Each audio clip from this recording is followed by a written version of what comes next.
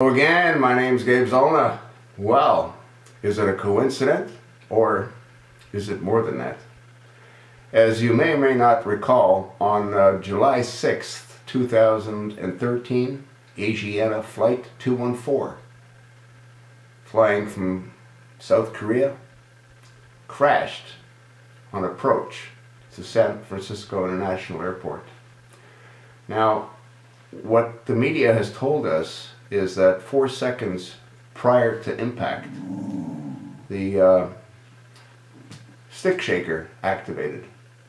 Now what the stick shaker does is it alerts the pilots that their speed is below where it needs to be, and they can pretty much imminently stall.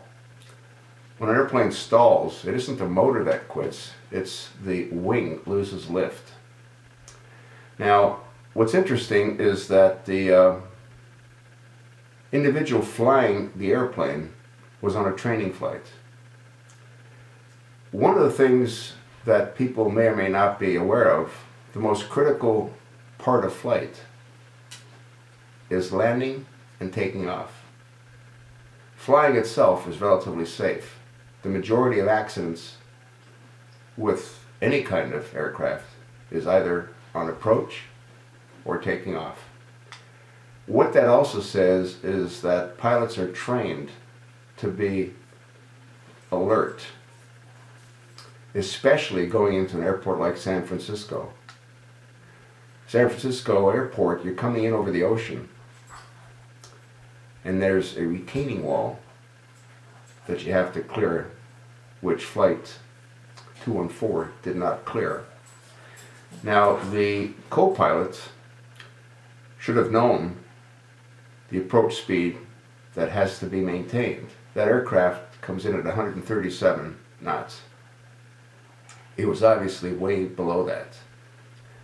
Now, is it possible, and again, I'm not trying to frighten anyone, but is it possible that the pilot who was flying the aircraft, Lee Kang-Kook, might also be a radical extremist Muslim?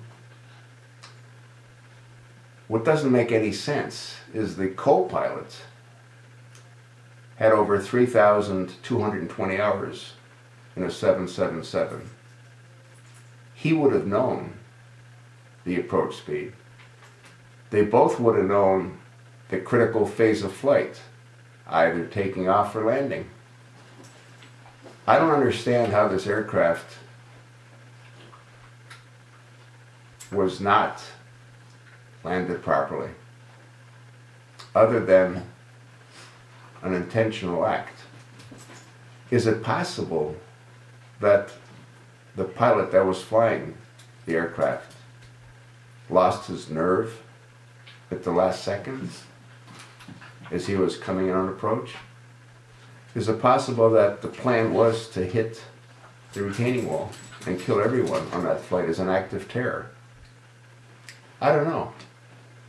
But to me it makes no sense that you have a co-pilot with 3,220 hours on the right seat. You have a pilot that's being trained on the left seat. And the most critical aspect of flight, maintaining airspeed, landing, is not maintained adequately or properly. I don't know. I think the investigators need to take a look into both the pilot who was flying the aircraft and the co-pilot who had 3,220 hours of flight time. Are these two incidences unrelated, or are they related? I think what has to happen is captains of 777s need to speak out. I don't know what other warnings occur on the flight deck of a 777. Interestingly enough, I actually flew a simulator of the 777 in the corporate offices of Boeing.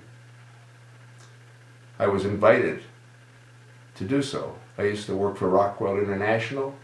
A lot of the components that were built in to the 77 7 were manufactured by Rockwell, specifically the high-speed data transfer components.